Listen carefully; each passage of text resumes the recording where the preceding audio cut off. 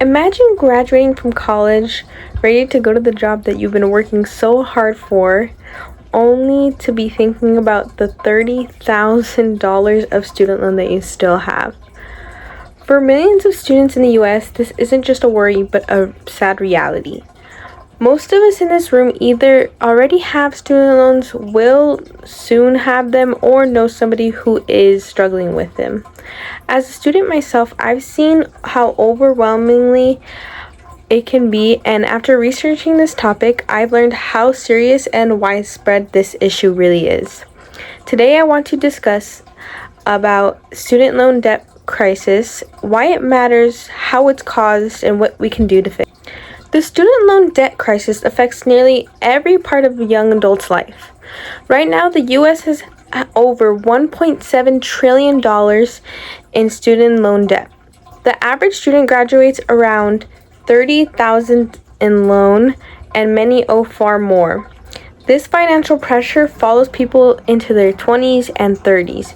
It delays major life goals like buying a car or buying a house or even feeling financially stable.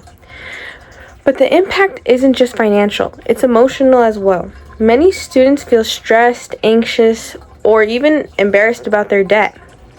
Some feel like they'll never really be out of debt. Students feel stressed and anxious or even embarrassed about their debt. Some feel they'll never be able to catch up. When debt hangs over you for years, it affects your mental health and your future plans. And this affects individuals. It affects the whole economy. When young adults delay buying homes, starting families, or building savings accounts, the effects ripple out for years. To understand how to fix this crisis, we need to understand what's causing it. One major cause in rising tuition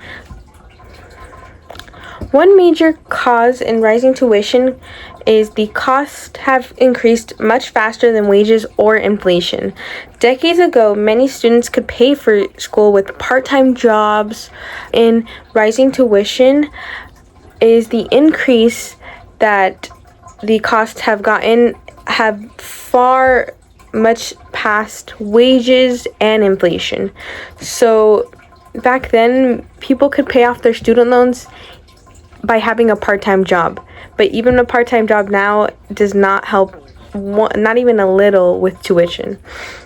High interest rates also make this problem even worse. If someone is borrowing $20,000, interest can make them pay $30,000 or more by the time they're finished.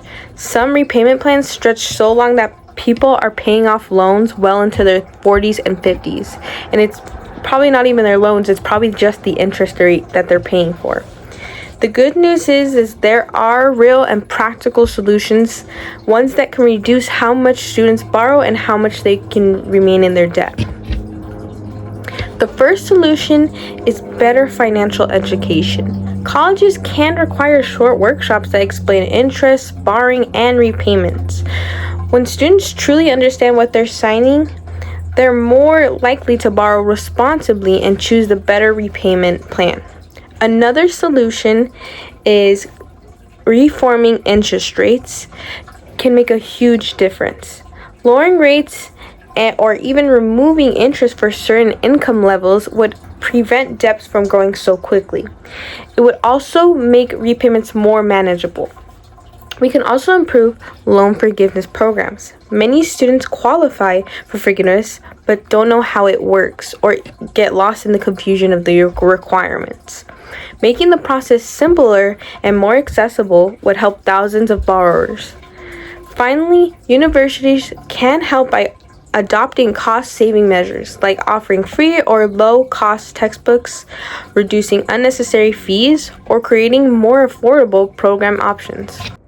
The student loan crisis isn't just a financial issue. It's a personal one that is affecting our futures, our stress levels, and our opportunities. We talked about how serious the problem is and what's causing it and the solutions that can actually help make a difference.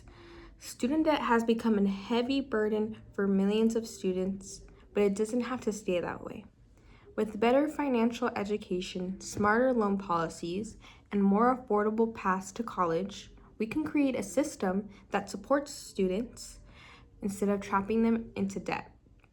So, my final message is take time to understand your financial choices, advocate for choice changes in the education system, and don't be afraid to speak up about the issue. If we work together towards these solutions, together we can build a future where students graduate with possibilities and not payments. Thank you and have a nice day.